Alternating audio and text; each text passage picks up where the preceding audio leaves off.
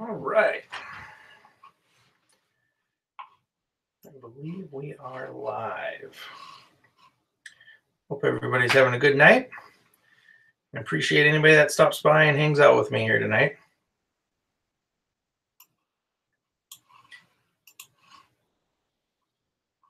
What's up, Ripping Lips? Thanks for stopping by, buddy. And hangs out with me here tonight. I gotta mute that here. There we go. How you doing tonight?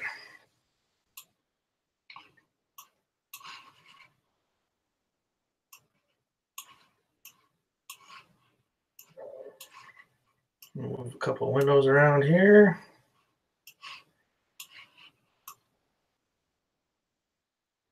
All right. How's it going, JNC? Thanks for stopping by, buddy. Hope everything's going well.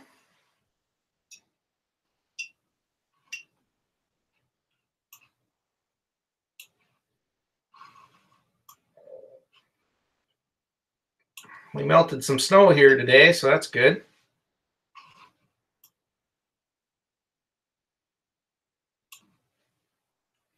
We were piling up snow. We had about 4 or 5 inches already, and then today it got just about 40 degrees, so we melted most of it. But they're saying that we might get some more snow tomorrow, so.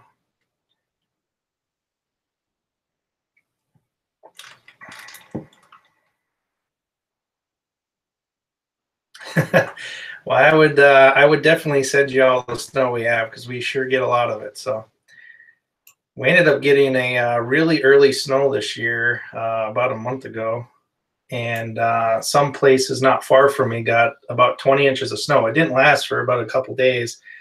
After it had snowed, we were down in the mid to low 30s for a couple days, and then we went back up to 70 degrees. So it melted it pretty quick.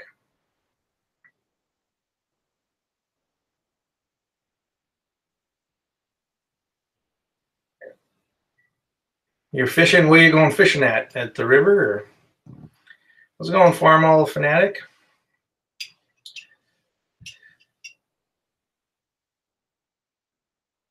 I need at least 3 feet to open the ski lodge. Yeah. Well, that's pretty cool. I have never gone downhill skiing, but I have gone cross-country skiing quite a bit. Yeah, we had the warm weather here today, and then tomorrow now it's supposed to be a little cooler, and it's supposed to start snowing again in the afternoon. Tomorrow I'm going to leave work early. I'm going to leave at about noon, and I'm going to go do some more urban hunting tomorrow. So I've been driving by the spot after work every night for the past, I don't know, week or so since I've been out there last. And the last couple nights, there's been some really heavy rutting action. I've seen 3 or 4 nice bucks chasing does. This morning, one of the guys that I work with, when he was driving to work this morning, there was actually a nice 10-pointer that was running alongside the highway chasing a doe in the ditch. And then there was a guy that came in a couple hours later and said that they were bedded down in the ditch between the highway and the railroad tracks. So, well, have a good night, JNC. Thanks for stopping by. Tightline Nation, nice to see you here. Steelhead season is here, and it means really bad weather. Yeah, that's right. You seen a nice buck tonight? Yeah. So, Farmall, I know you shot one. Is your zone that you hunt in? Do you only get one deer, or can you go back and shoot more? Or in the zone that I live in here, I can only shoot one deer in this zone. But in Minnesota, then I can go hunt in a different zone. There's a zone not far from me where it's a 3-deer zone, so I can go shoot 2 more deer in that zone.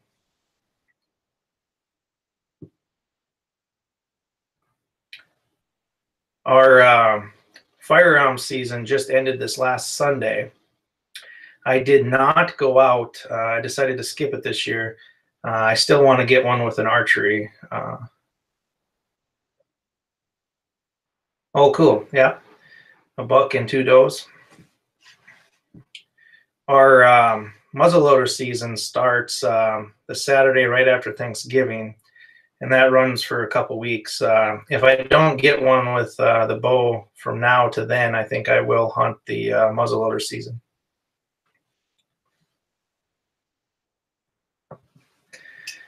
I got a pretty cool picture from last year of my wife. She was sighting in her muzzleloader before the season started, and that's this here. I always like the muzzleloader because well, you get that big puff of smoke out of the end, and then I thought this was a really cool picture when she was shooting it. Well, that was from last year. I have not shot mine yet, but hopefully I don't have to, and I just get one with the bow here over the next week or so, and I don't have to go muzzle loading. Most of the PA archery's overbook season opens Monday after Thanksgiving.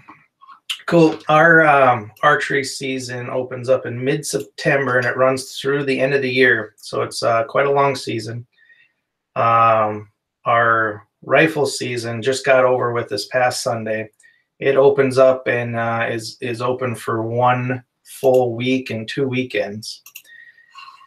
And then our muzzleloader season, which opens up the Saturday after Thanksgiving, that runs for 2 full weeks and 3 weekends.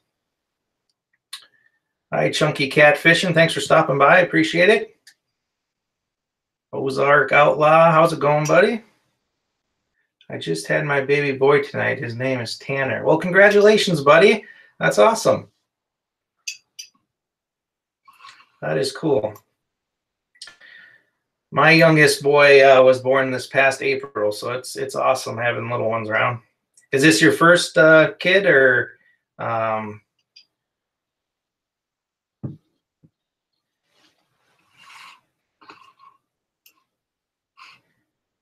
yeah, Destination Chronicles. So after she sighted in her bowl there, I have a picture of her deer that she shot too. So that picture was from the first time really she ever shot a muzzleloader.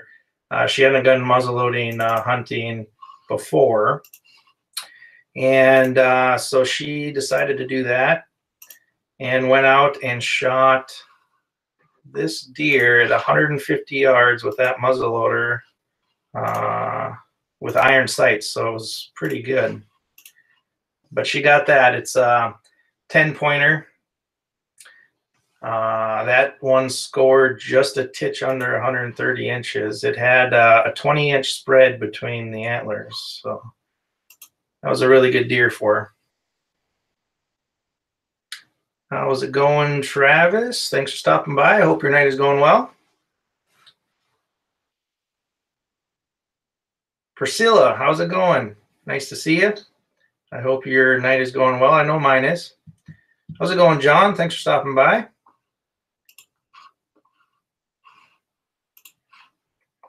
Yeah, she shot this. It was the last week of muzzleloader season.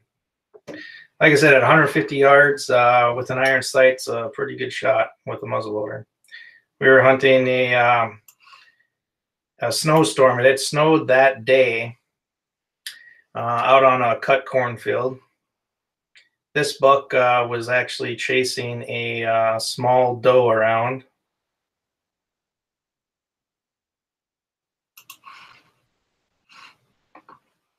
Yeah. So, John, I seen your video with your trail camera. Did you just set that up, or has it been out there for a little while? I'm really interested to see what kind of pictures or videos that you're going to get off of that. Well, congratulations, Travis, on almost 200 subs. That's awesome.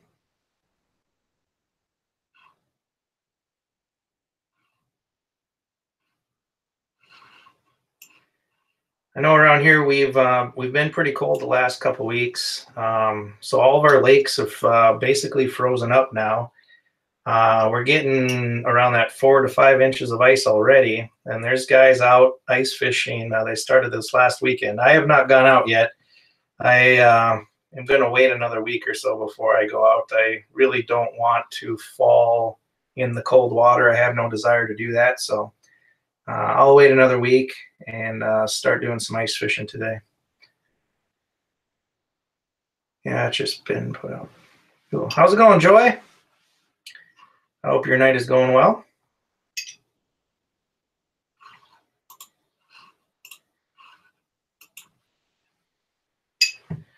But yeah, once another week goes by or so and we get another couple inches of ice out on the lakes, I will definitely be out doing some ice fishing. And then after we get about, I don't know, 8 inches or so, I'll start pulling some of the houses out with the four-wheeler. So we'll probably have some overnight trips and stuff coming up here pretty soon too. I've been itching for some more fishing. I kind of stopped fishing after hunting season started, and I'm itching to get back out there and catch some fish.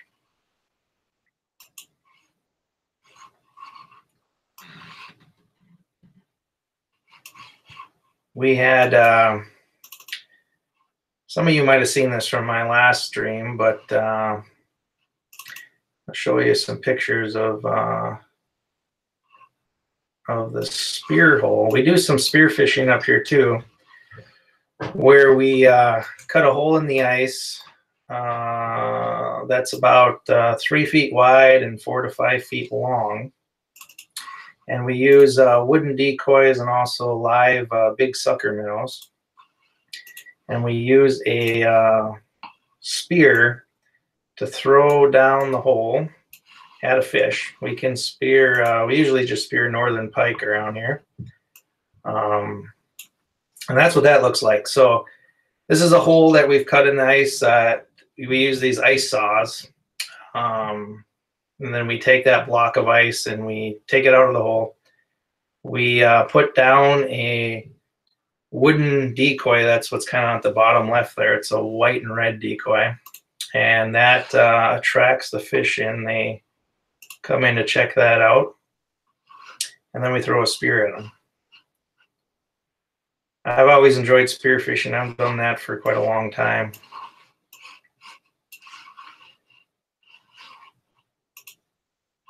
Let's see, I gotta find my chat window again. Okay, what's your favorite fish? I like all fish. I kind of target different fish depending on what the season is, but I do like bass fishing in the summertime. It is enjoyable. I do like walleye fishing too. We do quite a bit of that during the summer months too. In the winter, I really like pan fishing. I like to go after crappies and also sunfish. Those are probably my favorite through the ice. But I also like putting up tip-ups out too and catching pike and then doing the spear fishing for pike. So I have several favorite fish, but let's see what else. I went ice fishing in Minnesota, got fish, but froze my toes off. Yeah, Joy. It does get cold. We have some pretty nice houses, though. We heat the houses up to about 70 to 75 degrees. So when we go in the ice houses, we're basically taking our coats off and everything, and it's very nice in there. We'll spend the night out in the ice house too. So we'll sleep out there. We have some cots and stuff that we can sleep on. My one house, we have a TV too that's set up with some underwater cameras, so we can see the fish down in the water as we're fishing. And then we usually the Super Bowl game, we usually do that out in the ice house. So we watch the Super Bowl game out there too. And we also, I guess, watch some movies out there too with Jackson doing an all-nighter. He usually likes to watch a movie while we're fishing or something too. How's it going, My Slice of Heaven? Thanks for stopping by. ASAP Fishing, how's it going, buddy? Let's see here. Yeah, John. Need to hit the ice this winter. I enjoy ice fishing as long as you stay warm. Back in my younger days, I did a lot of ice fishing just out on a bucket, sitting out in the ice with the wind and everything.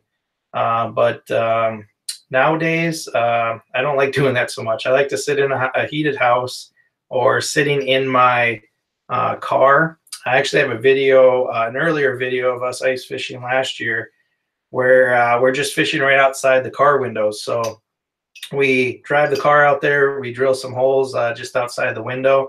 I usually plop down a camera or a Vexilar, and then we'll just fish right out the window, which works pretty good too. NYZ Outdoors, how's it going? Let's see here. My dad had no idea what he was doing in Minnesota. We froze and ate cold hot dogs, but we had fun.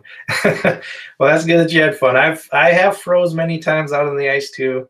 It gets pretty cold. Sometimes, you know, the air temperature can get -20 up here, and then you get even a 10 or 15 mile an hour wind, and that wind chill is cold. But yeah, that's why I don't like sitting on the ice anymore. I like being in a house. We built a house a couple of years ago. I'll show you guys a picture of that. We built a wheeled house. It's on 2 wheels, and the axle tilts up so the house can actually tilt down and sit down on top of the ice. Let's see. Here's a picture.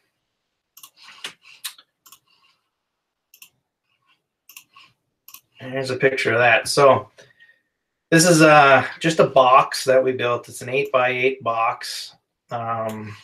We got 4 holes in this one, and it's all insulated and everything. And we can heat this, you know, if it's -20 outside with the wind blowing, we can heat this house to 70 degrees pretty easy.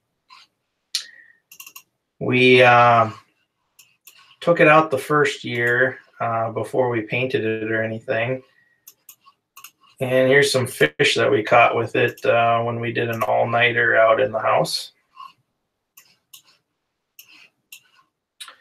Yeah, in this house we have a TV that we have out there too, so we can watch TV, or what I really enjoy doing is hooking it up with our underwater camera, and that way we can see the fish down there while we're fishing. So even if the fish aren't biting, we can still see them, and it's still entertaining. So let's see here. Take your shoes off and dip your feet right in the water. Yeah, that's right. Water's pretty good. I've never fallen into the water through the ice ever, but I sure wouldn't want to.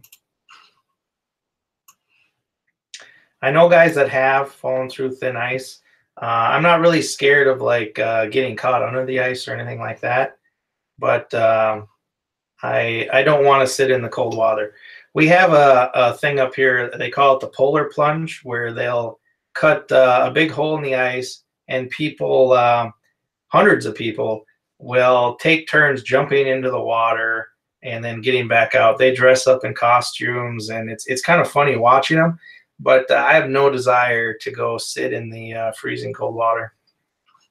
I do like to go to the polar plunges though and watch people do it. It is quite comical. How much snow are you guys supposed to get NYZ Outdoors?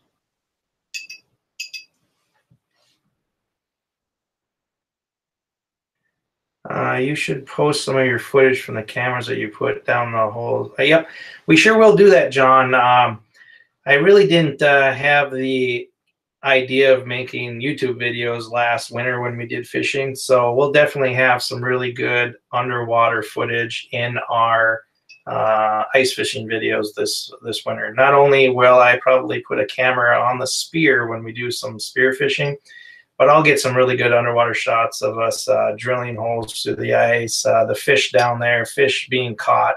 It'll be pretty cool. 6 inches of snow, yeah,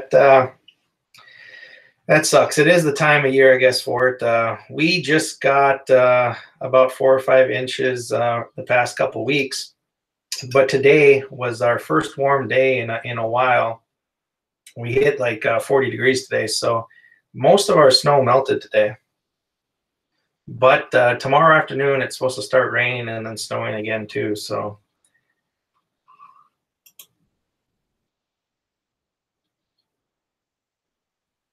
yeah, it stuck around for a week or two.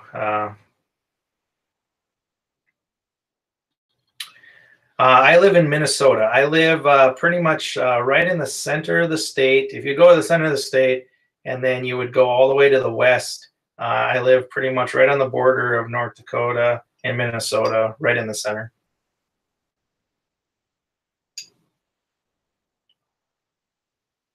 How's it going, Drone Worship? Good to see you. I hope your night is going well. Congratulations on 7,000 more. Yeah. Thank you. I appreciate it. Yeah, we grew to 1,000 subscribers pretty quickly, but it has really slowed down the last couple weeks. YouTube has been kind of weird with I'll gain some and then I'll lose some, and I've heard people saying that they're just taking away inactive subscribers and stuff.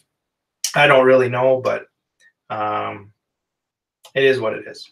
How's it going, Nathan Likes Drums? How are you doing tonight? John, we do have moose. Where I live right here, I would say I see a moose like once a year. There's not many around here. But if you go a little farther to the east and north, there is a lot more moose. The season for moose in Minnesota, though, is basically once in a lifetime license. So it takes a while to get a license. And then once you get the license, you'll never get it again. So I have never tried for the license yet, but it would be interesting to try that a little bit. The last time I seen a moose was back in April. We had a moose around the area that stuck around for about 3 or 4 weeks, but we usually just get like a stray one wandering around. That will stick around for a little while and leave. In my area too, we'll get a bear every once in a while, a black bear. But again, they don't really live right here because I live right in the transition of like the prairies of North Dakota, all the farmland, and where the forest starts. So if you would drive to the west of me about 20 miles, it gets really flat, and it's the prairies of North Dakota. And then if you drive about the same to the east, you start getting into the forest and wooded areas of Minnesota. So I'm kind of in this transitional area. But you go to the east a little bit, and there's a lot of black bear. It's a lottery season 2 for black bear. My wife and I have both entered the lottery the past 2 years. I think we'll get it the third time that we try with the preference points, but we didn't apply this year with our youngest son being born in April. We just didn't think that we would have enough time this fall to do everything that it takes to go bear hunting. So we'll probably apply again next year and hopefully get drawn. There's a lot of good hunting in this area. There's a lot of nice deer hunting around here. We have a fair amount of pheasants. It's not like North Dakota and South Dakota where they have like a lot of pheasants, but we have a fair amount of pheasants right around here. It's pretty good for waterfowl too. It's a good area.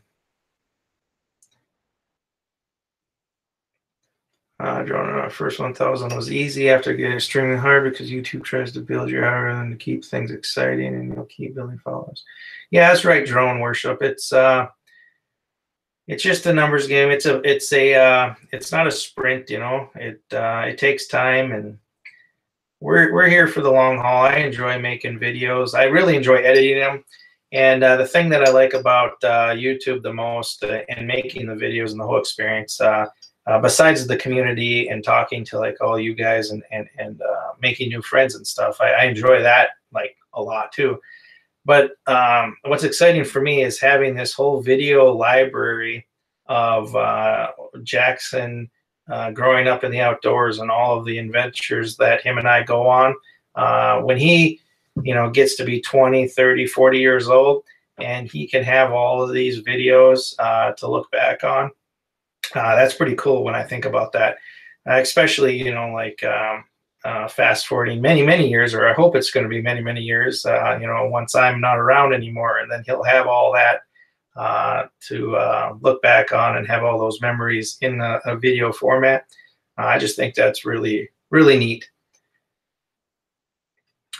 I saw we make things fair. I saw we give the bears a gun so we can shoot back. I think it would make things more interesting. Well, that would be interesting. But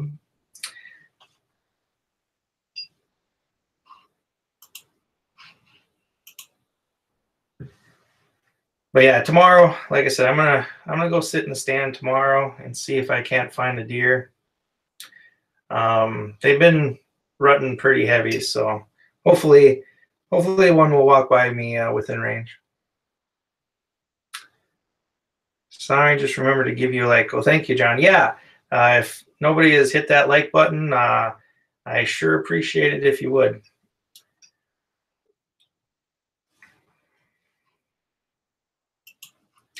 So, John, I was watching some of your videos there too, and I seen that moose one where I think there were some rutting action or what.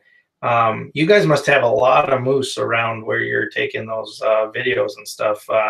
To get a moose where I live on camera would be kind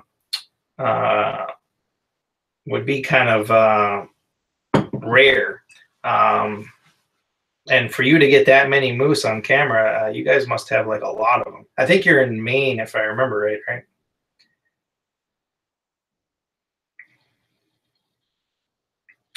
Have you ever gone moose hunting, or?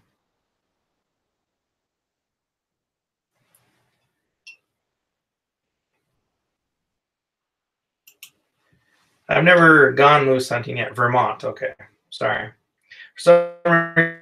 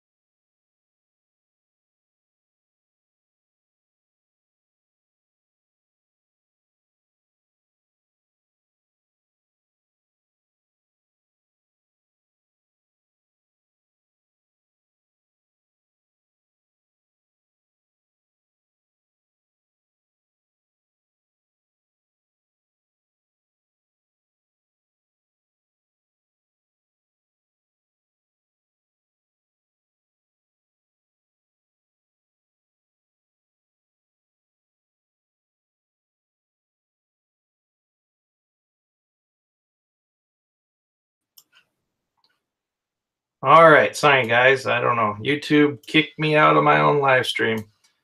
All of a sudden, I was talking, and then everything froze up and said I didn't have a connection anymore. So hopefully I'm back here now and everybody can see me. I got to get my chat window back up here, so just bear with me. Let's see here.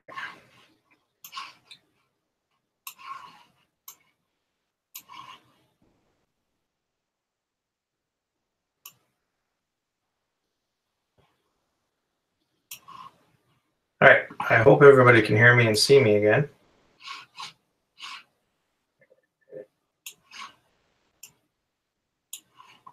Sorry about that. YouTube's been kind of weird the past couple weeks when they've been migrating servers and stuff, so.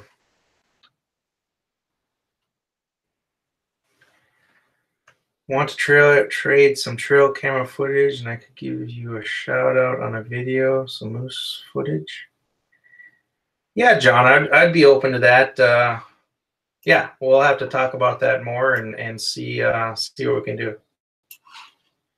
But I like collabing with people, and I did a pretty cool collab with Jane C. No Limit TV. He was in here earlier. We did a fishing challenge, so we took we both fished for 1 hour, and then whoever caught the most inches of fish won that challenge between 3 fish. That was a pretty fun challenge, but yeah, we'll have to talk about that more, most definitely.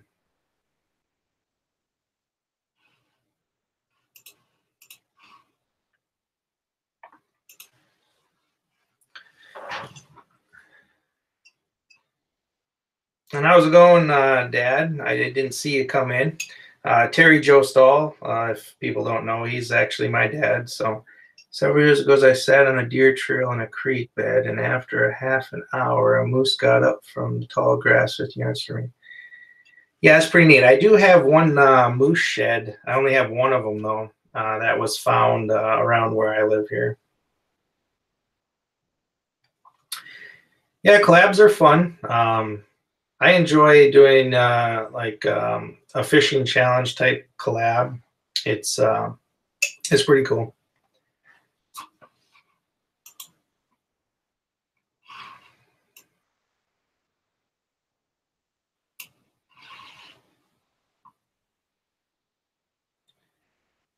How's it going, J and H Bricks? I appreciate you coming here, but just if you wouldn't ask for subscribers, that would be appreciated. If you show some love to people here, I'm sure that you'll find some support, but just don't ask for subscribers, please.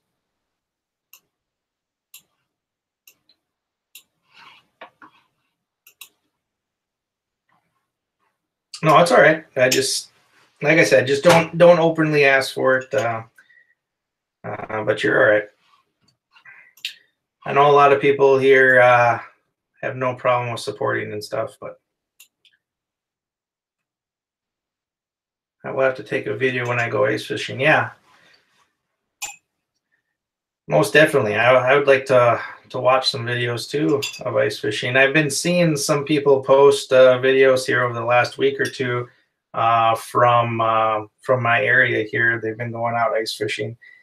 They started on Saturday, and one guy that I know that went out there fishing on 2 inches of ice, and that's just not quite thick enough for me. I don't have a problem with fishing on 4 to 5 inches, but 2 inches, I'm not as skinny as I used to be, and I don't trust that.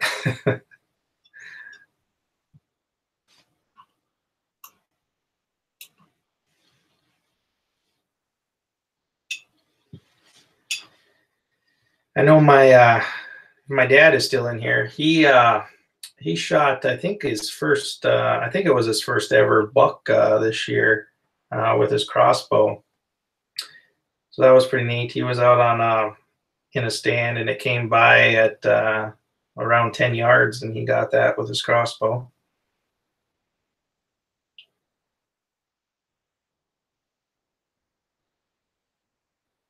John, I do have an Instagram page. Yep.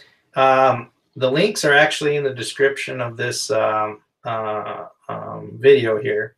All my social media stuff, Twitter, Facebook, my email address, my Instagram page is all in the description of this video. They're in the descriptions of all of my videos, I guess. But yeah, we post Instagram photos quite a bit, especially when I'm out hunting or fishing. I'll take several pictures and then post them up while I'm out there.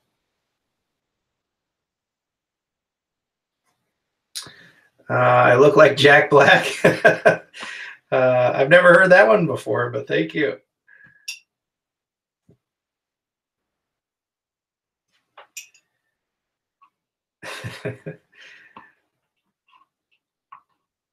I hope I'm as funny as Jack Black too. That'd be pretty cool.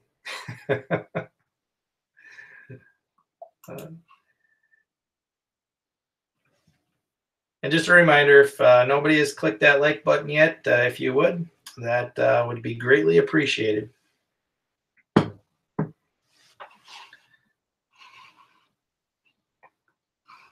Let me see here. I'll see if I have my photo album up still. I think that got closed also when that stream crashed on me. But yeah, I'm a big supporter in getting kids involved in the outdoors. You know, it doesn't necessarily have to be hunting or fishing, but you know, camping or anything in the outdoors. I'm a great supporter on that. So I always try to take Jackson out anytime that I go out there and teach them not only the safe way to do things, but the right way to not only respect the animals that we're hunting or fishing or whatnot, but also other people out in the field too, respecting them and just trying to do things the right way. He's not old enough to do some things yet in Minnesota. He can turkey hunt, but that's about it. But this is a picture of us out pheasant hunting, and he has this toy shotgun that he takes out when we go waterfowl hunting or pheasant hunting or anything like that, and then he just teaching them, you know, proper safety and all that stuff with firearms. So I think that's kind of neat, you know, just to get them out there and teach them the right way to do it before they can actually legally do it. That way they know the right way once it comes time to doing stuff like that.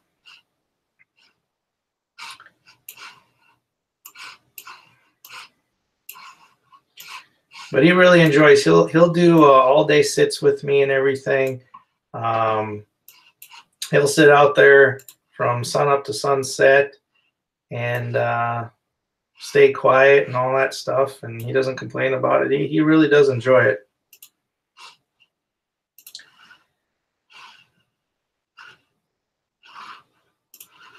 Here's this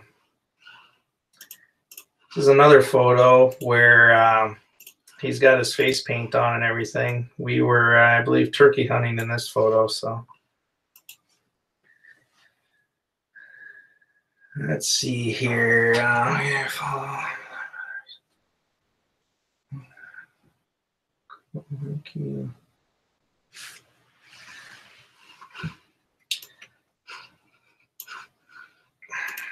I thought another thing that'd be kind of cool to show you guys is my hunting pack.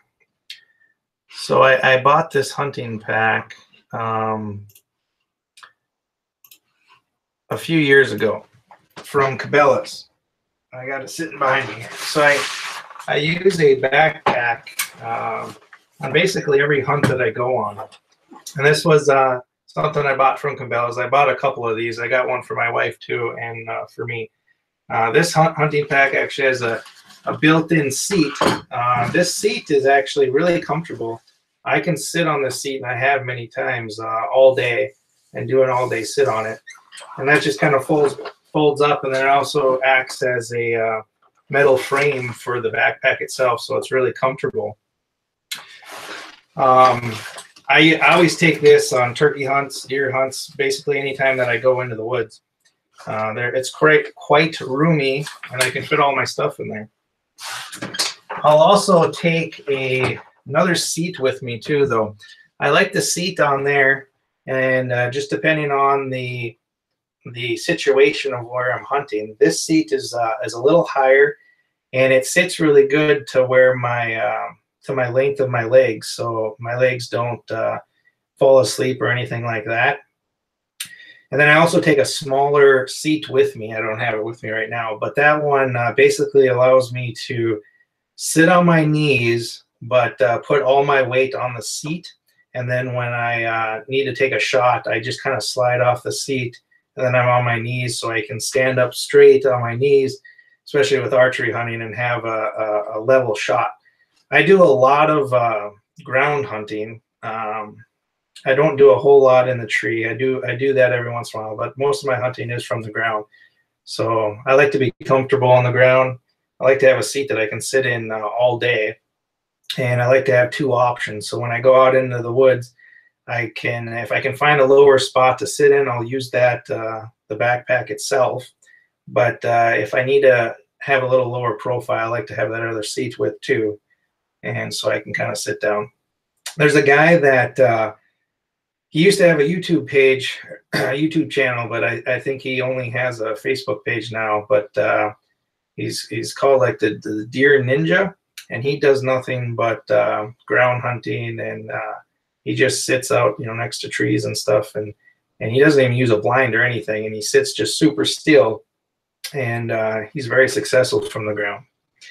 Hunting from the ground, of course, you have some more challenges than hunting from a tree. You've got to be very still because those deer, they can pick up movement pretty good. But I like being on eye level with the deer, especially.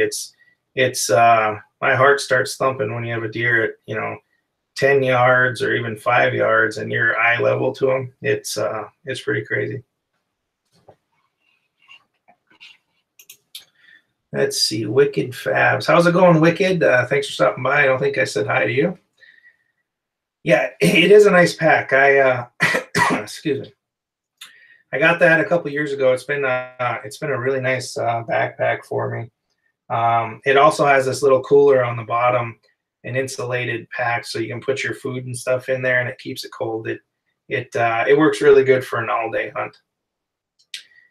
Let's see, John, I started following you on Instagram on both my pages. You can see what I've been getting on my trail camps. That's cool, John. I'll check that out after the stream and look at those. Wicked, sometimes I use an upper part of my climber as a seat for a ground hunt. That way I have a shooting rail.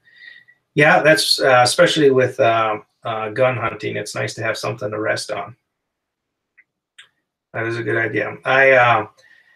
Usually if I hunt from a tree, I do have a ladder stand and a couple hang-on stands too, where I'll put climbing sticks and stuff up on the tree. But I think next year I'm going to go with a saddle. I've known some people that have the saddle, and they've been hunting with the saddle. And I think that what they've told me and what I've seen on some research that I've done, it would be it's very comfortable and it's very versatile because I don't know if anybody's familiar with a saddle, but you basically you're sitting in a saddle instead of you're facing the tree instead of facing away from it, and you can basically turn yourself all the way around the tree, so you don't have a blind spot for shooting. I like that idea. I also like the idea of being versatile, where you basically can climb any tree that's out there. You don't have to preset a stand or take it down or anything.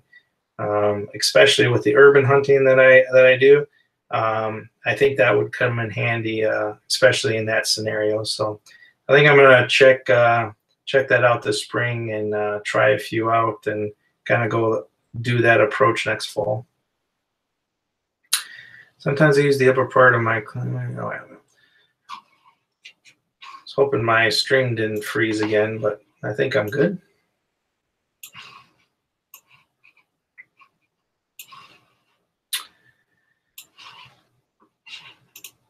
Wicked. Where I live in Minnesota. I if you would look at the center of the state of Minnesota and you go all the way to the west side, that's basically where I am there. I grew up in Minnesota. I lived in Devils Lake, North Dakota for a while. I actually was a fishing guide on Devils Lake. I did that for a few years. So that's really when I really started getting involved in the outdoors around 15 years old. I had some friends that really enjoyed hunting and fishing, and I started going out with them, and we basically did that every week for many years. And then I moved out to Devils Lake. I started a guide service, and I ended up doing that for a few years. And then I went down, lived in Kentucky for a little while. Lived there for a little over a year, and then I moved back to Minnesota, and I have no desire of moving again. So,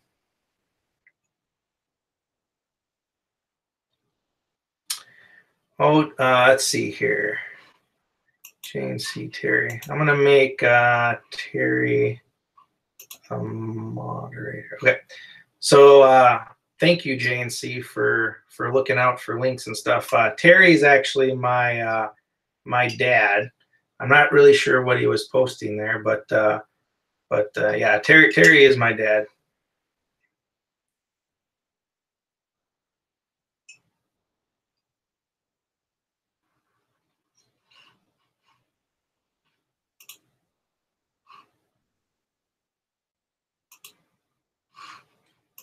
All right, let me pull up another photo here. Let's see.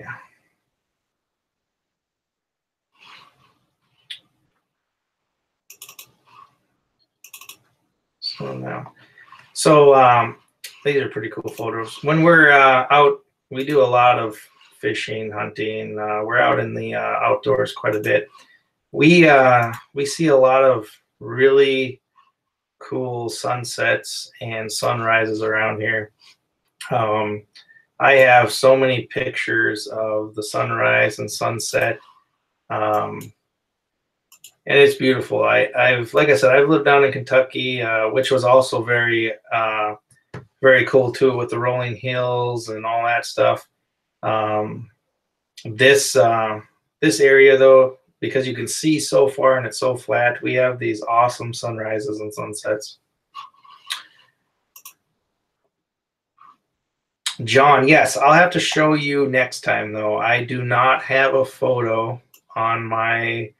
I actually don't have a photo at all of my dad's deer, but I'll definitely have that. Or wait, he said I posted a link to the book. I shot my first one, but had to remove.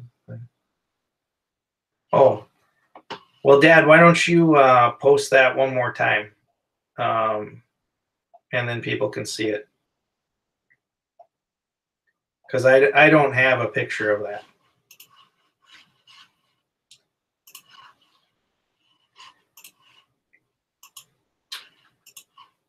Yeah, this is a picture of my wife's first turkey. So this was a couple of years ago. She had never gone turkey hunting. She shot this at 27 yards. This was her first turkey. This was actually my first year turkey hunting too. I also got one. We've both got turkeys every year that we've gone out so far. We have quite a bit of turkeys around the area. That's one thing that Minnesota, the DNR in Minnesota, has done a really good job of is bringing back the turkey population. There was a lot of turkeys in Minnesota many years ago, and then the population basically went to zero, and they spent a lot of time and resources to bring back the population, and they've done a really good job. There's a lot of turkey opportunity out there now.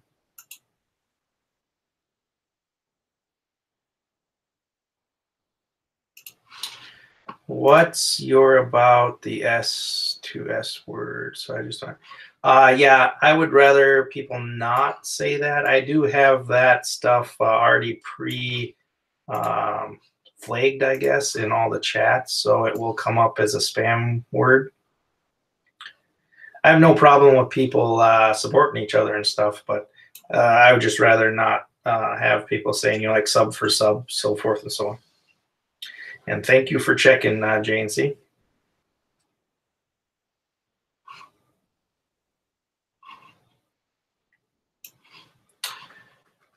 Yeah, Dad. The reason why I didn't let you post the link the first time is because I did not have you as a moderator.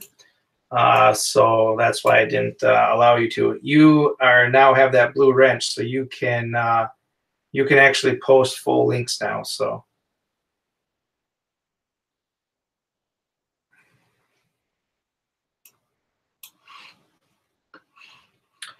But that's why I didn't come through the first time, and that's why it's not working right now. Is because you took the HTTP part off, so it's not actually a hyperlink. But now that you have a blue wrench, you can post links.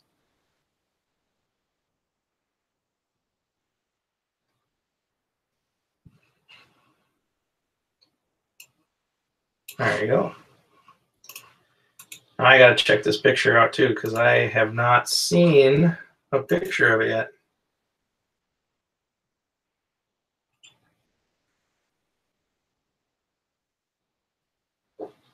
Yep. So yeah, that's my my dad's first buck that he's ever shot. He got that this last year.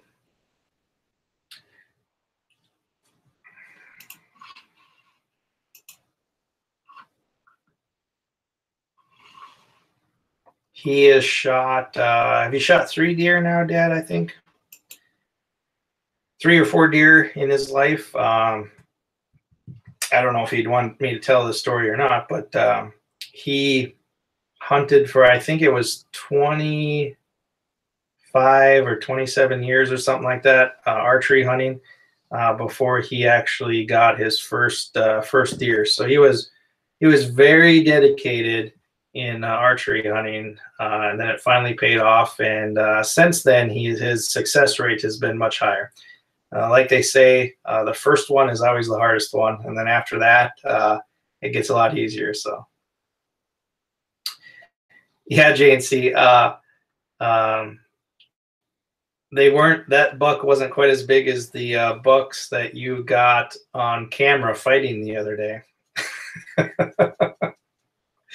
I showed some guys at work that video, and they were laughing pretty hard. They crowded around my phone, thinking that like there was going to be some deer in the background, and then all of a sudden those bucks came in, and everybody's like, ah.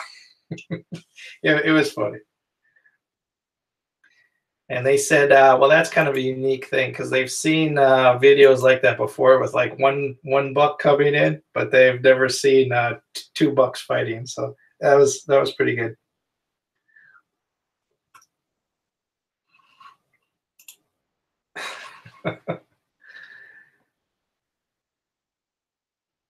Yeah, you've missed at least 32 deer. Well, he knows how to miss them, I guess, or what they do when you shoot. He knows all the dips and dives and jumps that a deer can do over and under an arrow. But now you've been hunting kind of back into it the last, what, 2 or 3 years, and you've gotten a deer every year now again. So success rate is much higher now.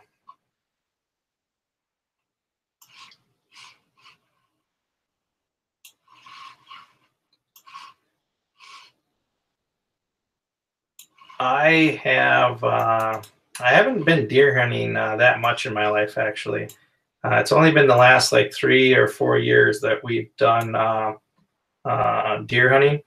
We usually just keep, waterfowl hunting. I do a lot of waterfowl hunting, and of course a lot of fishing.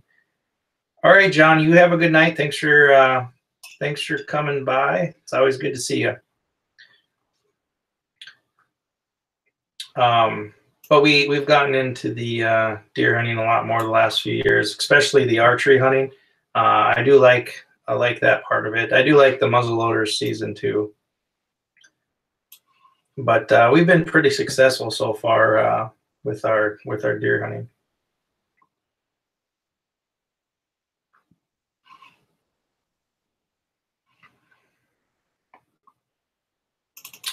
Here's another cool photo I'll share with you guys. This photo was taken last year during the winter time in our backyard here. I thought this was a pretty cool photo. The trees had some ice on them, and our yard light was kind of illuminating that, and that was a pretty neat shot. The wicked. I've never waterfowl hunted. I'm a big archery hunter. I like deer, turkey, and bear. Yes, indeed. I kind of grew up starting hunting with waterfowl, so that's kind of my go-to. I really enjoy deer hunting and turkey hunting. We started that within the last 5 years. We've been out turkey hunting every spring. We take the whole family out there.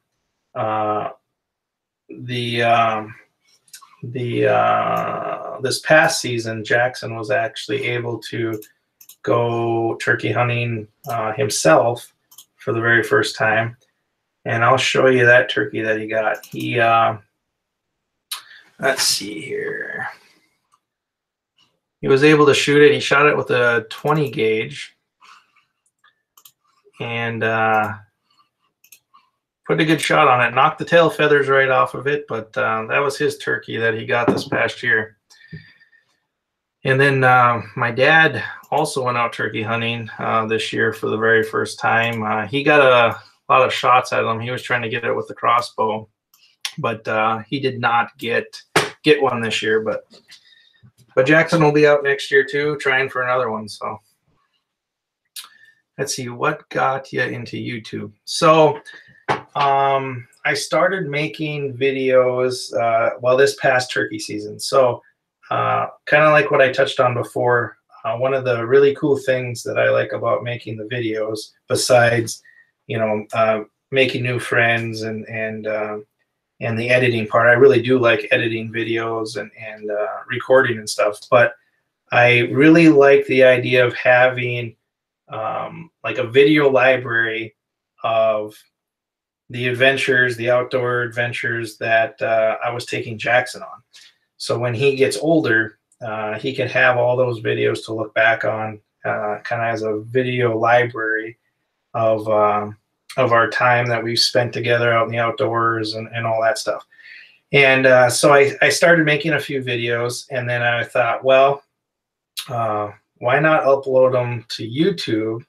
Because I didn't like uploading them to Facebook to share them with like friends and family and stuff.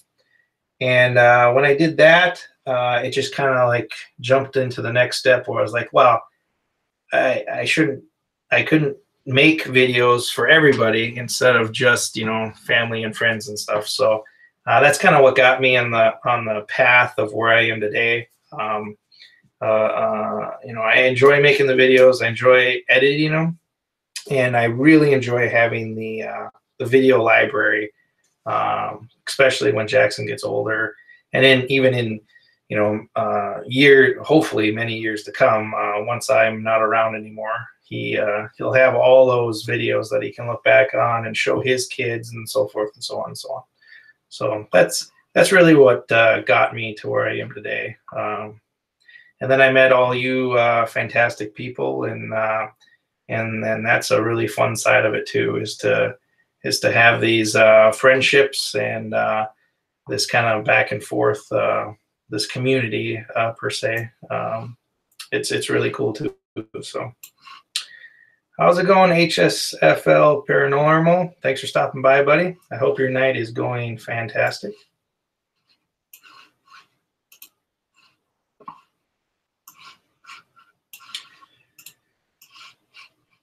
So my plan, with the whole YouTube is just to keep making videos and keep posting them, and I don't see us ever really stopping. So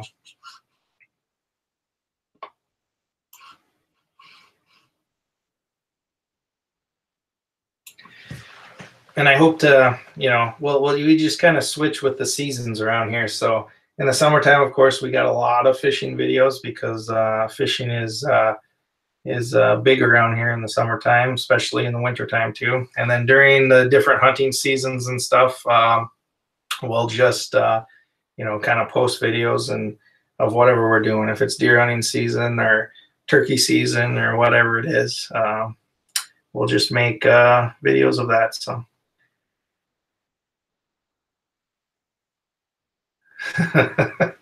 JNC, isn't that the truth? YouTube keeping somebody up, that never happens.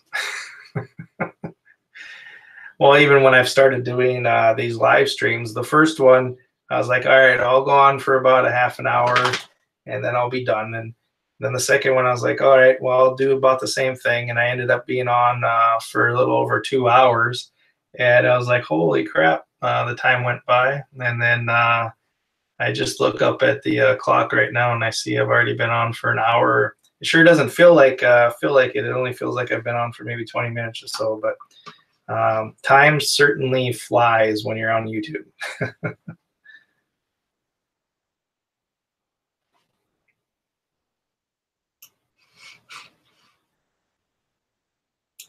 Let's see. It's thanks, my friend. Just at work. Keep doing what you're doing. Well, thank you, HSFL. I sure appreciate you coming by and appreciate the support. My off hunting season, my channel turns into a 4x4 truck channel. That's pretty cool too. We do enjoy like four-wheelering and stuff like that too. We have a four-wheel. There's a lot of things that we do. I don't make videos on everything, but we have a farmstead here too. So I actually have quite a few different animals and stuff too. We have goats. We have some hogs. We have a few cattle. We have a pony, some ducks, guineas, chickens. I think that's everything. But yeah, we have a little bit of everything. We basically grow enough for ourselves to eat, and then we sell a couple of them too. But we also do a lot of gardening and a lot of canning and stuff like that. But so there's a lot of stuff going on all the time. How's it going, Mo Man? Thanks for stopping by. It's snowing here in Missouri, 3 inches so far. Wow, that doesn't sound like fun. We actually had a pretty nice day up here in Minnesota. We hit around 40 degrees today, so we pretty much melted all the snow that we had up here.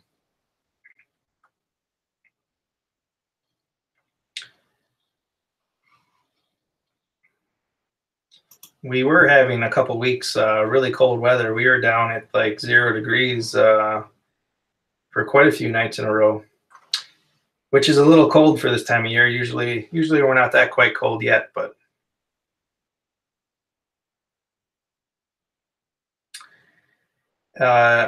J and H, just don't ask for subs, please. Like I said, you can go ahead and support people all you want, but just don't ask for them.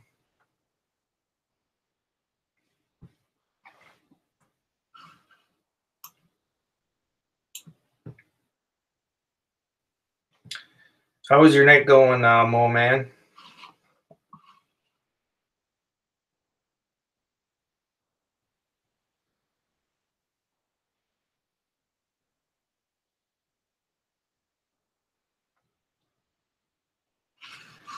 I'll go back into my photo library here.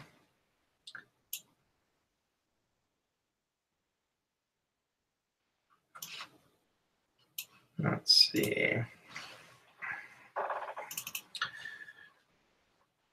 Yeah, I don't know if everybody's seen this picture or not, but this buck here was around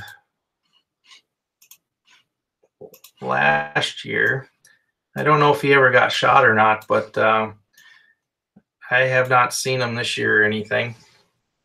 Well, this is a really big deer that was roaming around this area last year. I never seen him in person, but a few different guys got some trail cam pictures of him and stuff, but I never heard of anybody shooting him yet either. So as far as I know, he's still around, but I'm pretty sure if somebody would have got that everybody would have known about it. But 12, yeah, I don't know. He's got a lot of little kickers and stuff. It's kind of hard to tell what's on his on the right side of the picture there on the deer's left antler, but yeah, he's a big deer.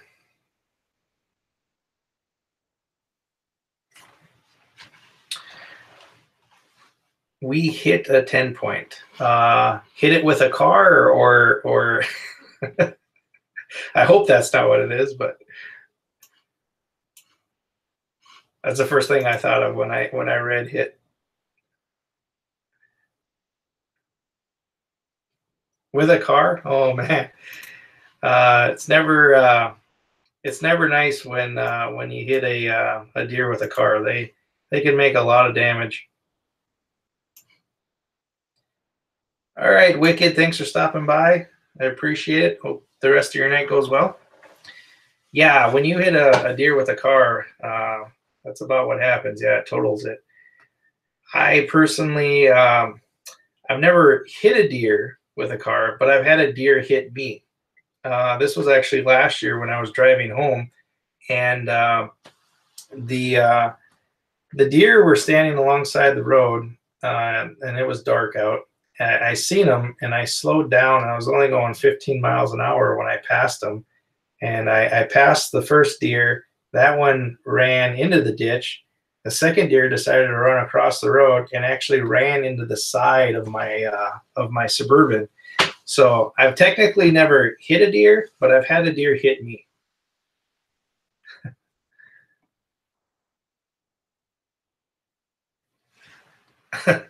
I would more than gladly send you some deer. How's it going, Geo Thunder? Thanks for stopping by.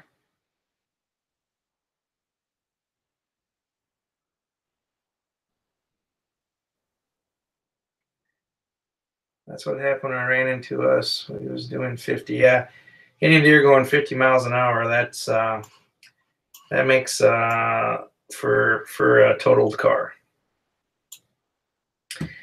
Yeah, California is they're not necessarily supporters of hunting and stuff, but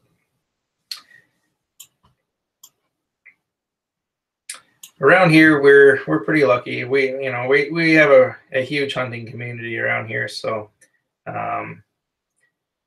it's not odd during hunting season to go into basically any store around here and see somebody dressed up in camouflage and stuff like that. So last year we had 45 pounds of deer meat in Georgia. Cool.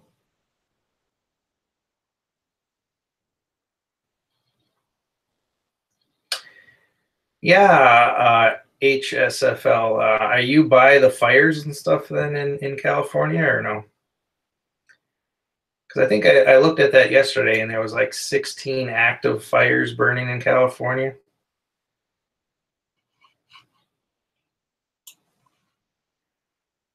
Which is crazy. My father-in-law is a truck driver and had a deer run into the side of the rig. Yeah, a semi usually wins the fight against deer. I've seen semis around here where I'm driving behind them, and 3 or 4 deer will run across the road. When they're driving semis, they don't even try to swerve or anything. They just run them right over and turn them into sausage, basically.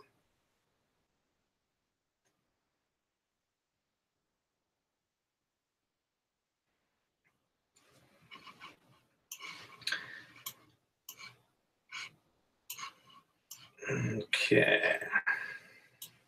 I got one with that big truck.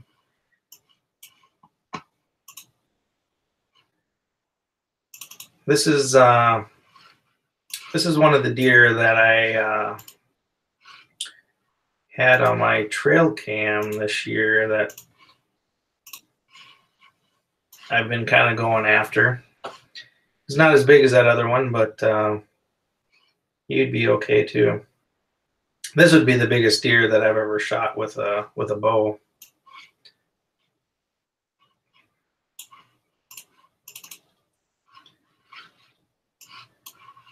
I got another picture of him too when he came by where I hunt. But I've yet to see him in person, but I have quite a few pictures and stuff of him.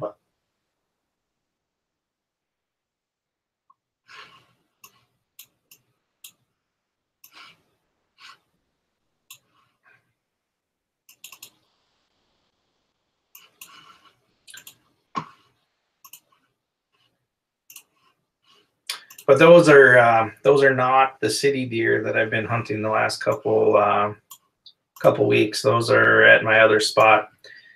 I was hunting that spot pretty much the entire first part of the year for first part of the season, but then the deer started going nocturnal quite a bit. So then I went into the urban hunting, and I've been doing that for the last couple weeks.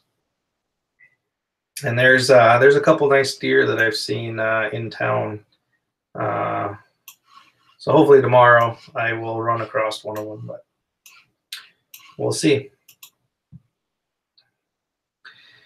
Yeah, I'll talk a little bit about the urban hunting. So the town that I work at, they have opened up parts of the city for archery hunting. The deer population in town is quite high. There are thousands of deer that live in town along the river. And not only does a lot of the residents not like all the deer because they come up and eat, they spend a lot of money on planting trees and shrubs and so forth and so on. So the deer come up and eat that in the wintertime. And then there's a fair amount of them that get hit by cars in town, which kind of makes a mess too. There's been a case also where deer got downtown and was spooked and everything, and it jumped through the storefront, the glass storefront of a store, and got in there. The deer got hurt, made a mess of the store, and it just wasn't a very good deal. So they do allow people with a permit to come into city limits and hunt certain areas that they've designated open for hunting. They have some rules though, where you have to be 60 yards away from like any building and stuff like that. But so there's a couple nice spots in city limits where we can actually hunt, and I've been doing that the last couple weeks. I've had a few deer come by me. I've had several fawns and does, walk within 10 yards from me, especially when I've been using the ghost blind. And I had a buck come by a week ago or so, about 12 yards from a stand that I was in. But I needed him to walk about 4 more yards to clear the trees before he was in my shooting lane. And he decided to take a right-hand turn, and that I wasn't able to get a shot at him. But what's your favorite caliber for hunting with guns? My favorite caliber, so I have a 30-06 for my rifle that I shoot, and then I shoot a 50 caliber muzzleloader too during muzzleloader season. And I also have a shotgun that we shoot slugs out of. So in Minnesota, there's a couple different zones. Depending on where you hunt is what weapon you can use. So the whole state isn't open to rifles. So in that part of the state, you're limited to shotguns and slugs. In the rifle zone, though, you can shoot basically any rifle. And then during the muzzleloader season, it's open up to all muzzleloaders. So those are the three that I shoot. But I like the 30-06 for the rifle. I have several different rifles. I have 223 and a bunch of other ones too. But the main one that I hunt with is a 30-06. And with that gun, we do a lot of long range shooting with it too. We do shooting out to 700-800 yards. Do a lot of shooting in that 500-yard range. So I do some long range shooting with my 30-06 too, which is fun. I had a Savage 30-06 on the most affordable guns I've ever bought. Yeah, the Savage makes some pretty good affordable guns, and you can't go wrong with the 30-06. It's a good caliber. It just an all-around good gun.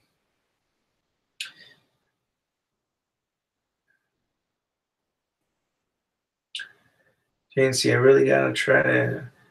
All right, buddy. Thanks for stopping by. I appreciate it. Have a good night, and good luck fishing tomorrow.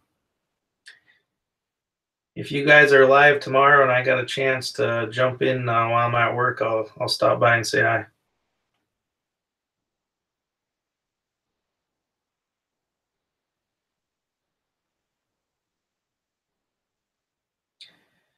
We bought a couple years ago. I bought an AR-223 for my wife to use for deer hunting.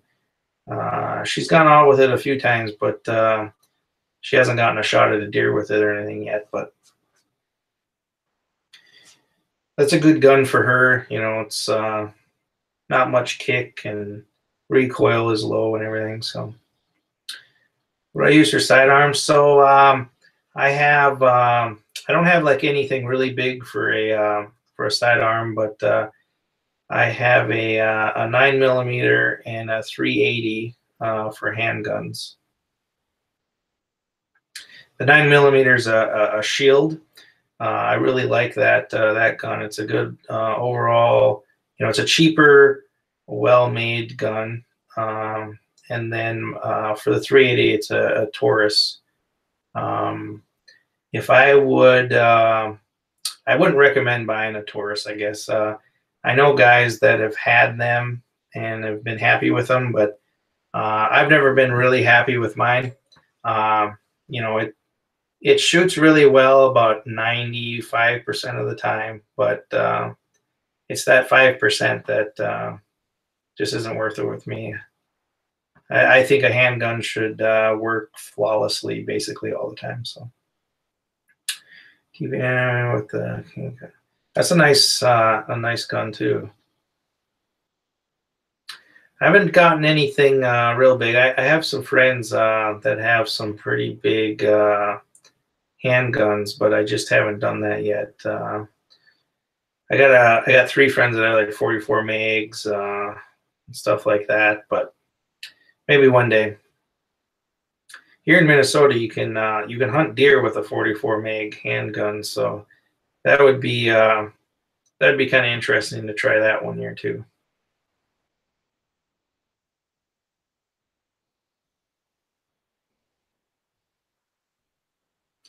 And then I have several different shotguns and stuff. My favorite shotgun though is my old 870 Remington pump shotgun. I've had that since I was like 15 years old.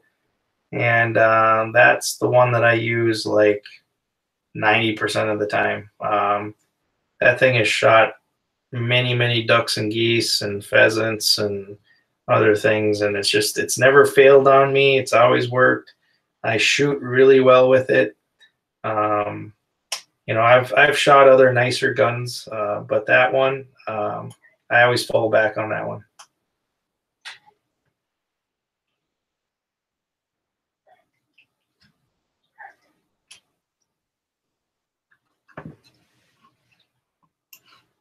We do a lot of shooting during the summertime. We'll set up a range out in my house here, which I'm fortunate because on my property here, I don't own like a lot of acreage, but I have a half-mile long driveway from the main road. So I'm able to set up a pretty long range shooting range down my driveway basically down the land that's along my driveway. So we can get some pretty good long shots where I live here. So we'll set up, 100, 200, 300, 500, 600, 700 yard targets, and we'll go through a bunch of ammunition. We'll pretty much shoot all day. I'll get a bunch of guys together, and we'll burn off thousands and thousands and thousands of rounds. We do a lot of shooting with tannerite and stuff too, which is pretty fun.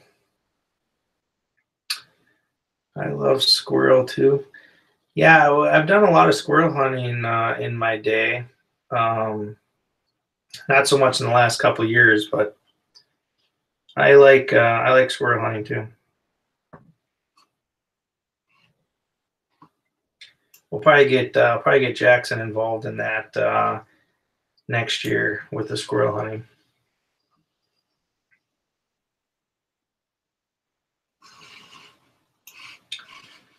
Let's see here. Look at my photos here again. Oh, here's a cool photo. So I don't know how many of you are aware, but I bought a ghost blind, as it's called, this year, and I've been using this quite a bit, testing it out. I've always seen these around, but I just never bought one.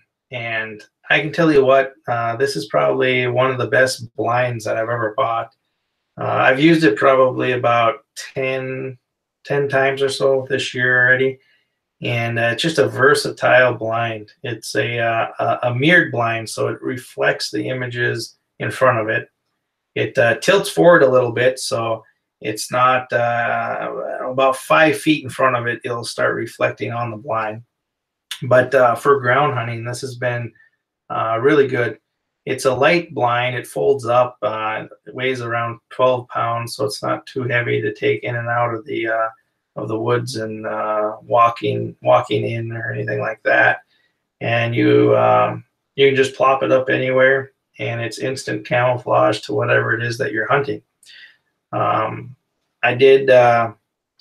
gathering some video clips of me using it out in real world hunting situations, and going to put a video together showing all the different techniques of using it. The only thing that I don't like about it is it's just a tad short. I'm kind of tall.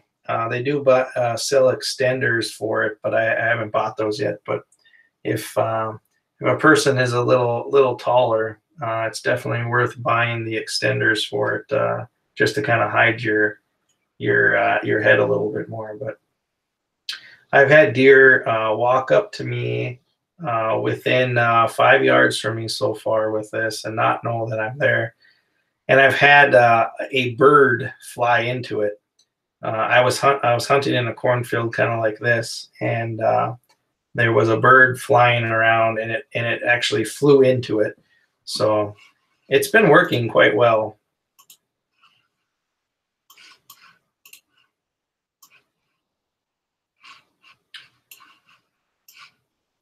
But yeah, I've been happy with that.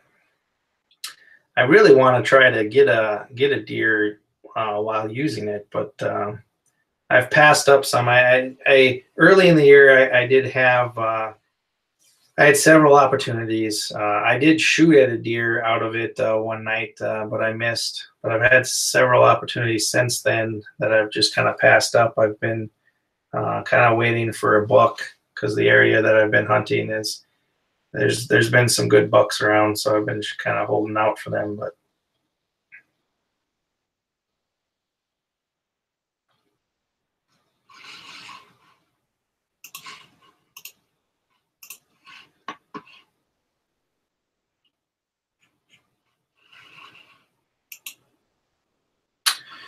let's see here. I'll try to find some more. I'll show this one here again. So this was last year.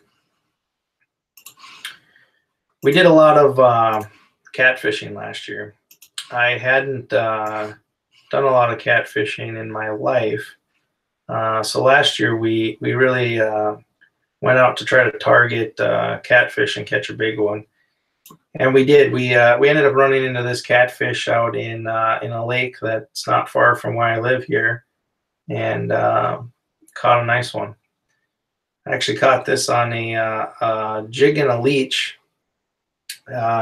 Yeah, we were fishing catfish with a leech. Most people don't do that, but there was some research that I did and stuff, and I seen that some people had success doing that, so we decided to do that, and it worked. How's it going, Dewey? Thanks for stopping by. I hope your night is going well.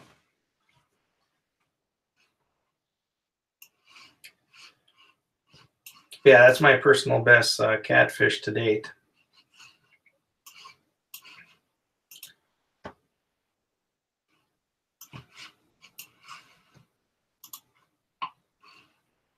I do have a video of that on the page.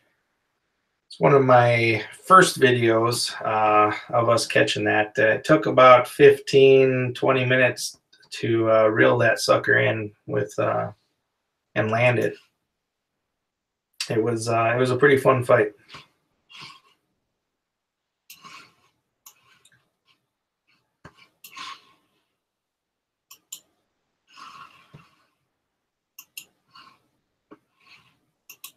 And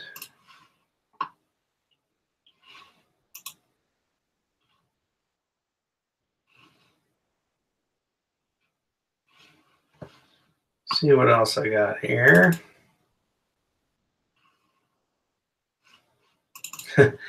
I've shown this one before, but I'll show this again.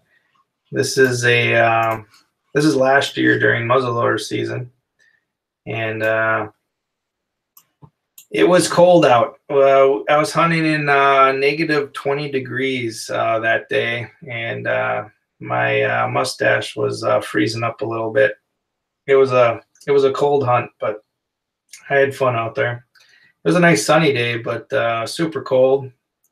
And when that happens around here, you end up getting some icicles on your face. How's it going, Passion for Hunting and Fishing? Thanks for stopping by, buddy. I hope all is well.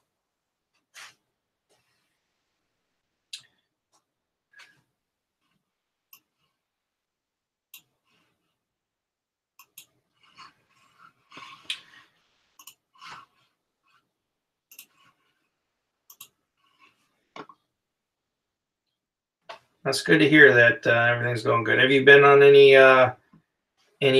cool hunts or anything lately?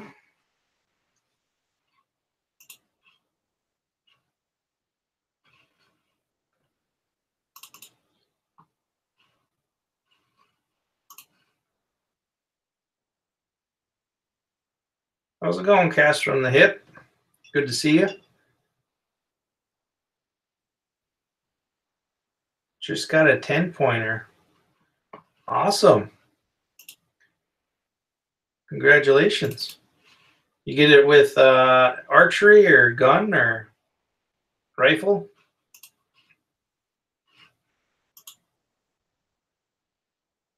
Just came back from 9-day hunting trip, and I almost got killed in 2 days.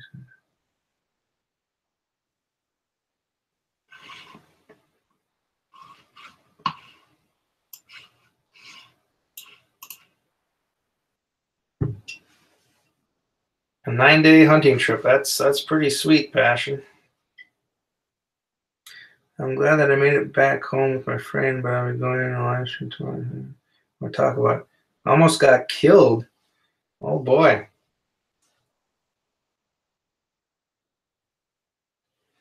Yeah, I'll have to check that out and hear that story.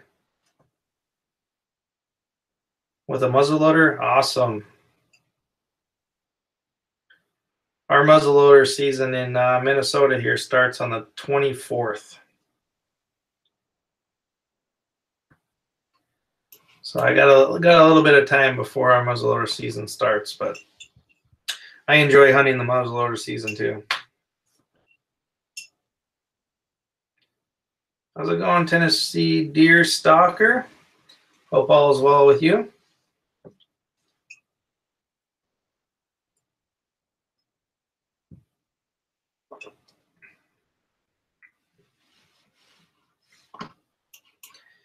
I've been chasing around a couple decent sized deer.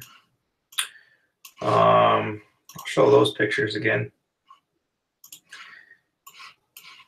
This one here is, let's see here. So this deer here, this deer has been around the area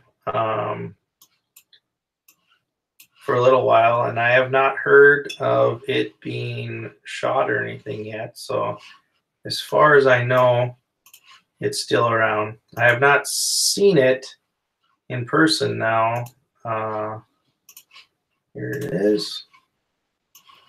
But yeah, this deer here, he's been running around. He's a big deer, and I sure would like to run into him while I'm out there. Went Sitka blacktail hunting last weekend. That's pretty cool. I've never gone blacktail hunting, but I can tell you the rut around here is like super hot right now. The deer are chasing like crazy.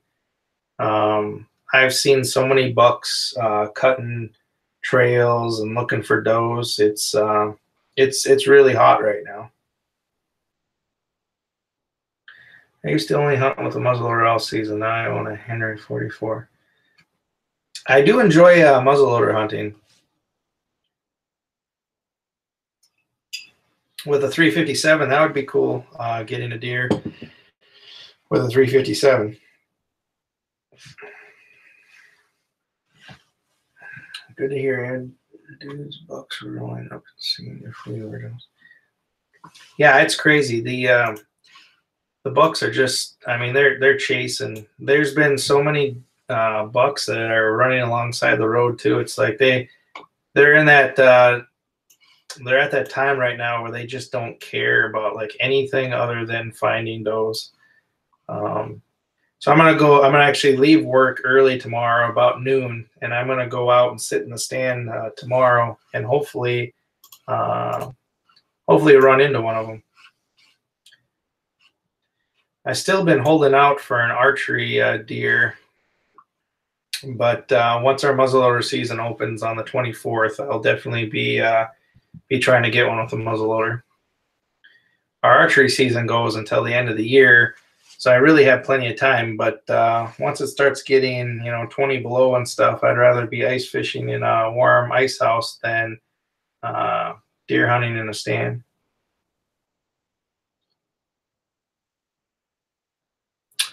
I do some calling. So actually, I have my pack that I went over earlier, but I'll get it back out here. So this is my hunting pack that I take with hunting everywhere that I go. I got this from Cabela's quite a few years ago. It's a metal frame pack that has a seat built into it, and this seat I can sit out in the woods all day long, do an all day sit on that. But yeah, in the pack, so I always take a grunt call with, and I take a antler bag here for rattling, and my grunt call is in here too. But I do a lot of calling. I'll do bleat calling also, and I do a fawn and stress call. If I'm really desperate, I've called in a lot of does that way, mature does with a fawn distress call. The only thing about using the distress call is the deer come in very alert, so you got to be hidden well, and you got to be quick on a draw if you're doing it with archery to be successful. But I have been successful many times doing a fawn distress call. And then grunt calling too, and hitting the rattle bag just a little bit. I don't ever go out in the woods and rattle like super hard, but I do touch them every once in a while, and I've had a lot of deer come in with a rattle bag too.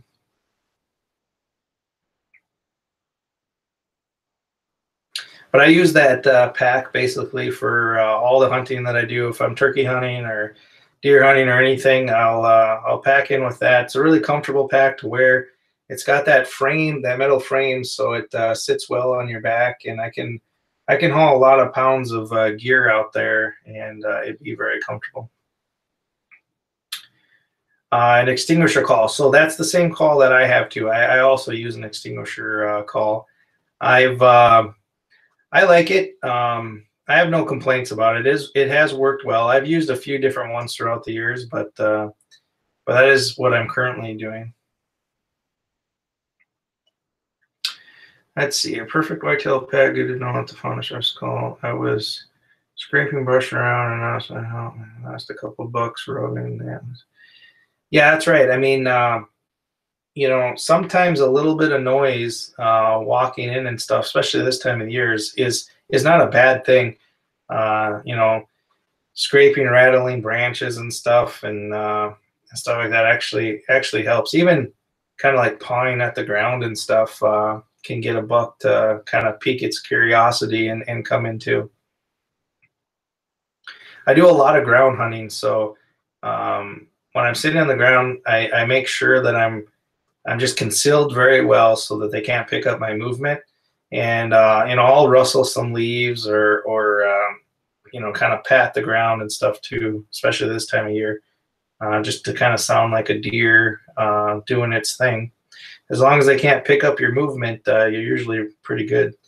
Deer are very vocal in the woods. I mean, they're making noise like all the time, but it's very subtle and quiet noises. I mean, I've had deer sit under my deer stand, and you can hear them, you know, grunting and making noises, but it's very silent. It's not really loud.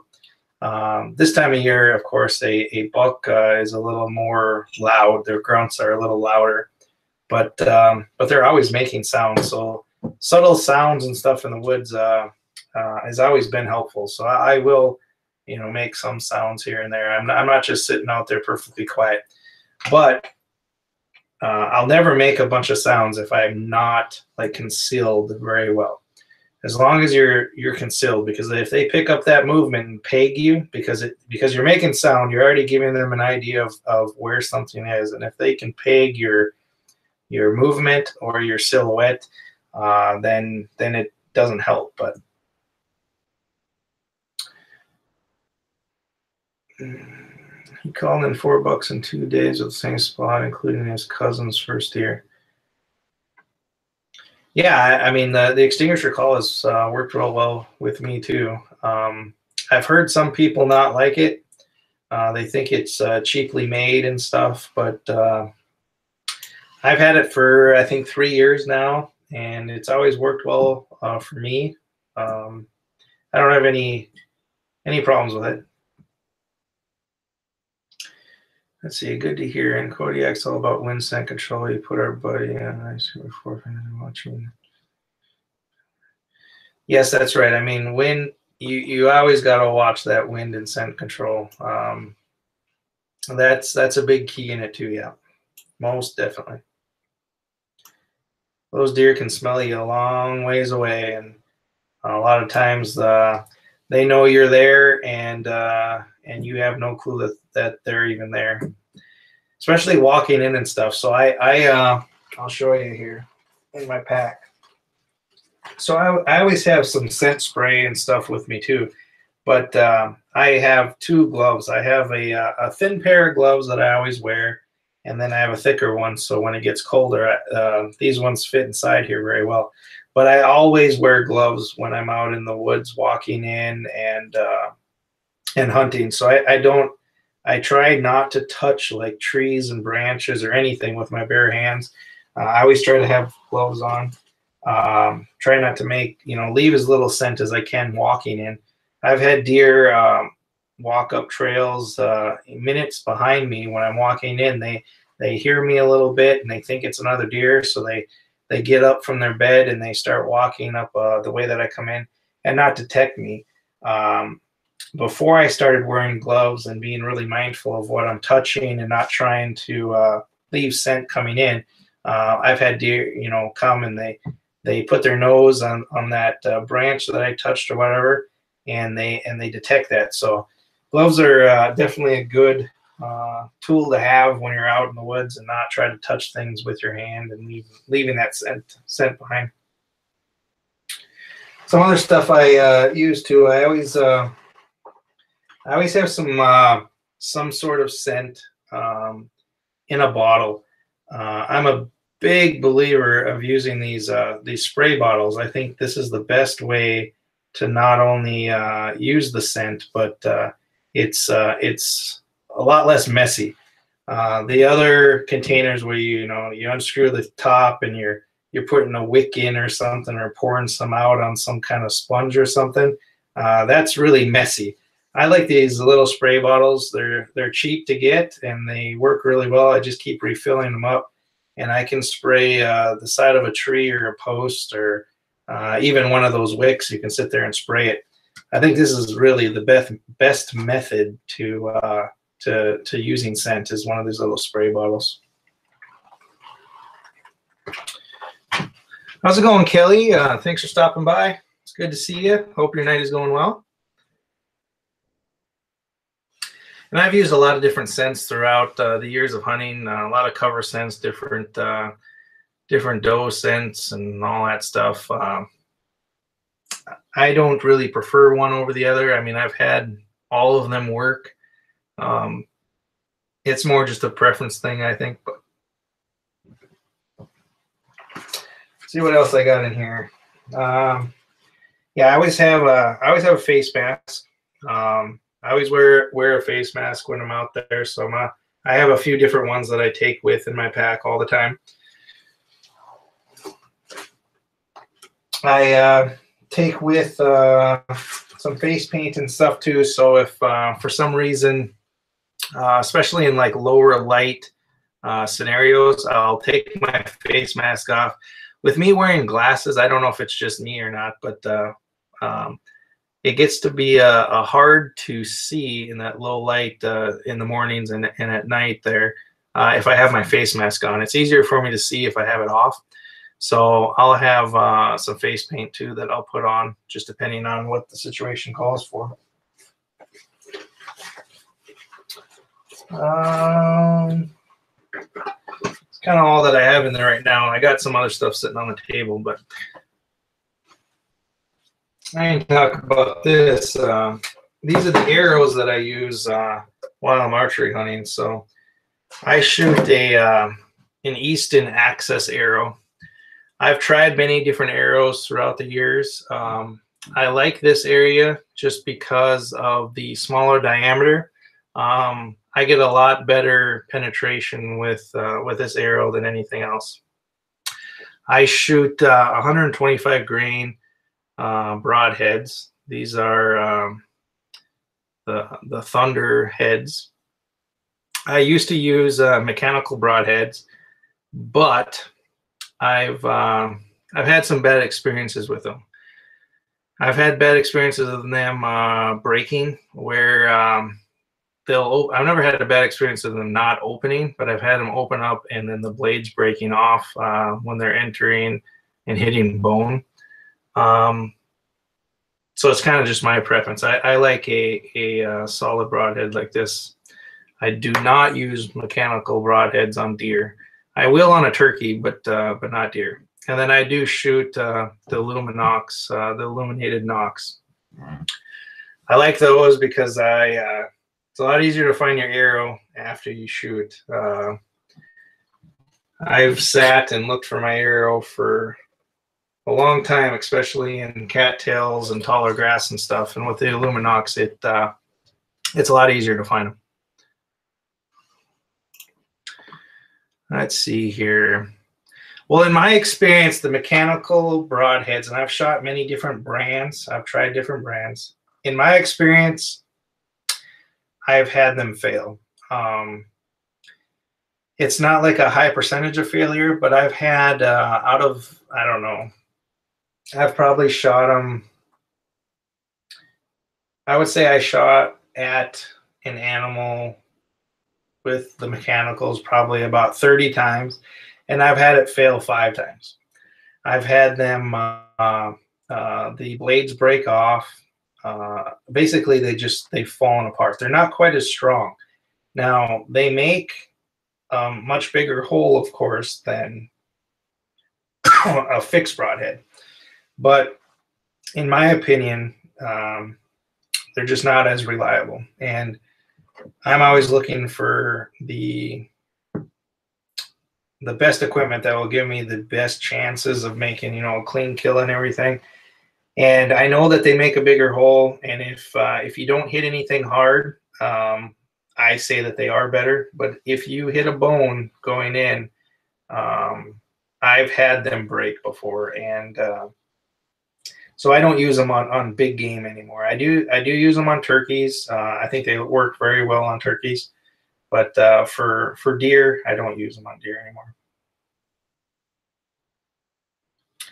Yeah, I've used the hemorrhage. I've used several different types of the Rage, but they make a really big wound. But I've just had them fall apart.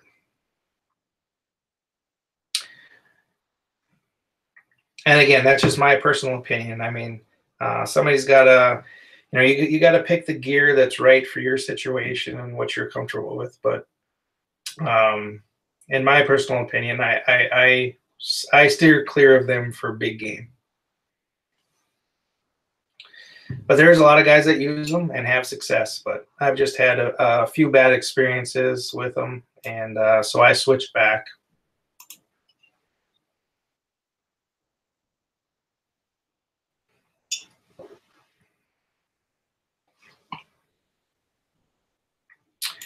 Chronic wasting disease, yeah.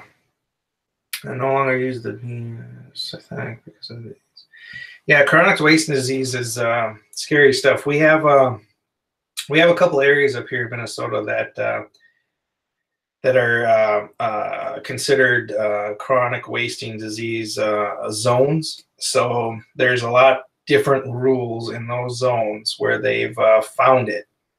The zone that I live in, that I do most of my hunting in, they have not found chronic wasting disease in yet, so which is good, but it isn't very far away where they have found some.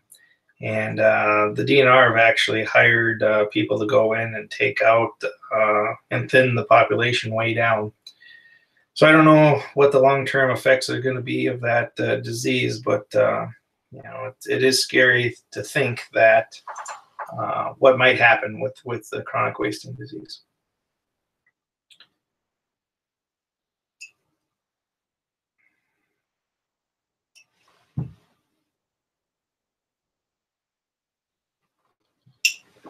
Let's see here. So here's this is another buck that I've had out at my hunting land. This guy was coming around for quite a while. I have not seen him now since the rifle season has been over, but so I'm not sure if he survived or not, but I hear the protein resistant nature for years.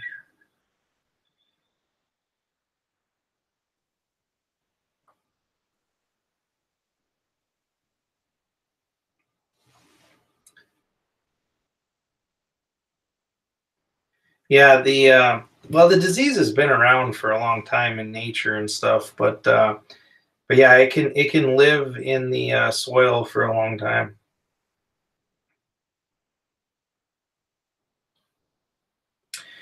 Yeah, they test the deer around here too. So in the monitoring zones, as they call them, every deer that gets shot gets tested. So if you shoot a deer, you actually have to take it into a testing facility, and they take a sample from that deer and they test every deer that was shot in that area. And they have found it, but just not in my zone yet.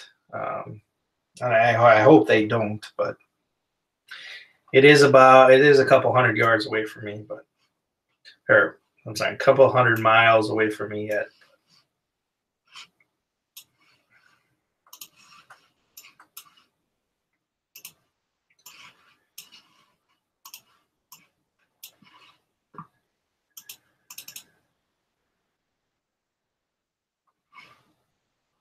Let's see.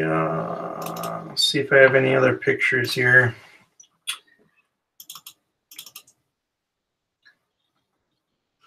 Don't have any more trail cam pictures right here, but here's a.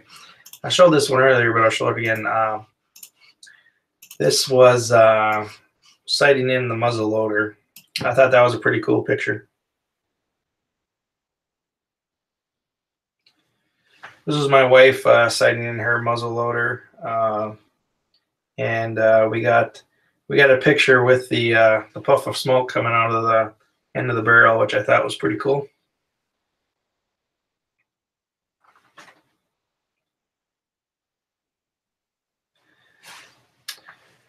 Yes, Tennessee deer stalker. We have a lot of nice deer around here. The deer are pretty good around here.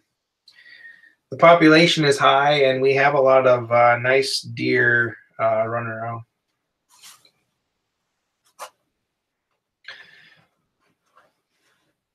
I usually hear of quite a few people shooting, you know, some 170s, 180s, and then occasionally I hear about some that are bigger, but there's a lot of good deer.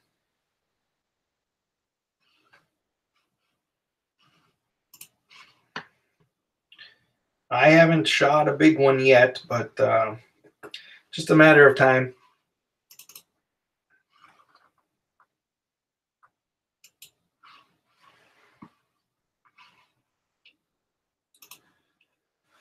Let's see. So here's a picture of what we'll be doing shortly. I'm hoping to start ice fishing next week, but this is from last year. So this is out on the lake.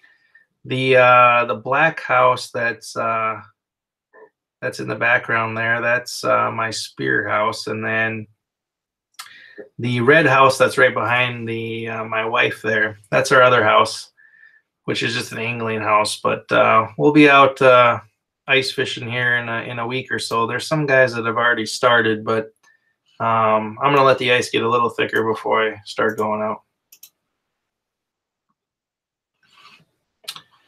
All right, Geo Thunder, thanks for stopping by. I appreciate it. Have a good night.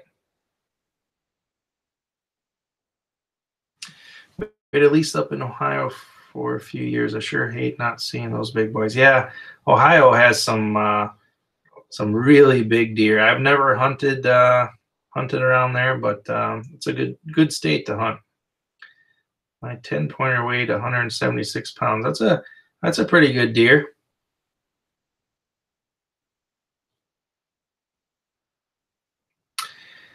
Yeah, cast from the hip. Ice fishing is pretty great. We do a lot of it. We have a house that we can actually stay out through the night, so we can cook in it. We have cots in it that we can sleep. So we've slept 3 people in it before, pretty comfortably. We usually heat our houses around 70 degrees, so it's really comfortable while we're fishing. It's not like we're sitting on buckets out in the out right on the ice out in the cold or anything. So. All right, Tennessee deer stalker, thanks for stopping by. I appreciate it. I hope the rest of your night goes well. Let's see, I have some other pictures here of ice fishing. So we do spear fishing too in the wintertime. So we take and we cut these holes in the ice like this. Now this hole is it's about 4 feet long and about 3 feet wide. And we'll cut a hole in about anywhere from like 5 feet to 12 feet of water. Just kind of depends on the area and how clear the water is. And we'll run these decoys down there. So that red and white decoy is a wooden decoy, and then the other one is actually a live sucker mill. And the fish will come in, and we can throw a spear at them. We can spear for northern pike up here. And I do that quite a bit through the ice too. All right, Dewey, have a good night. Thanks for stopping by.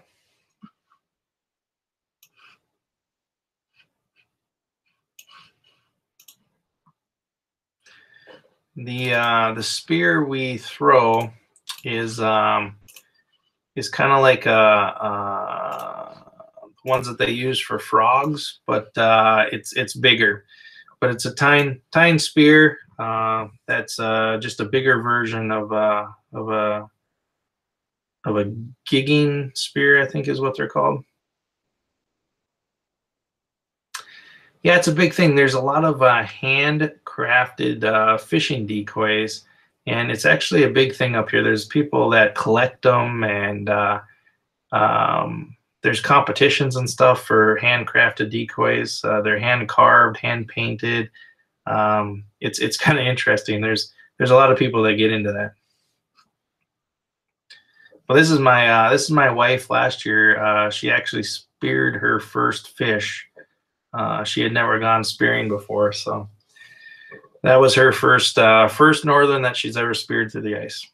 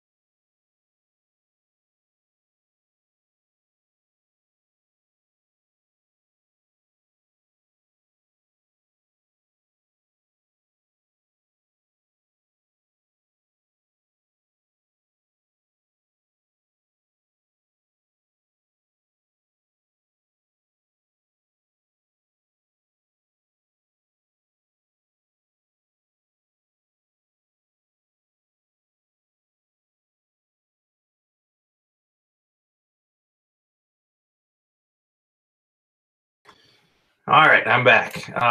That's the second time I've been kicked out of my live stream now here tonight.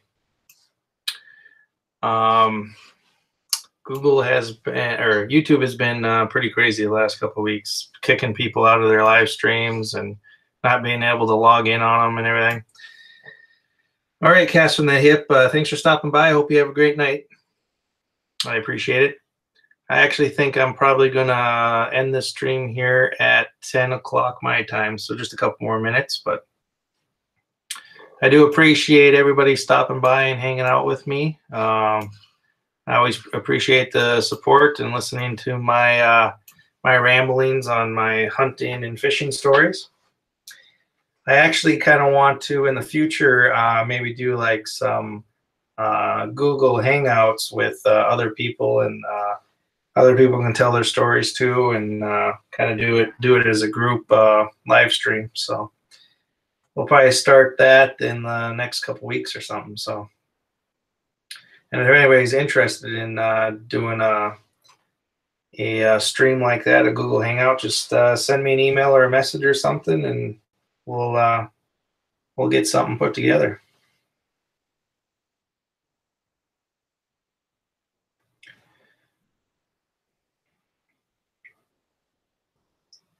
But I'm going to end the live stream here. So again, thank you everybody for hanging out with me tonight, and I hope everybody has a great night.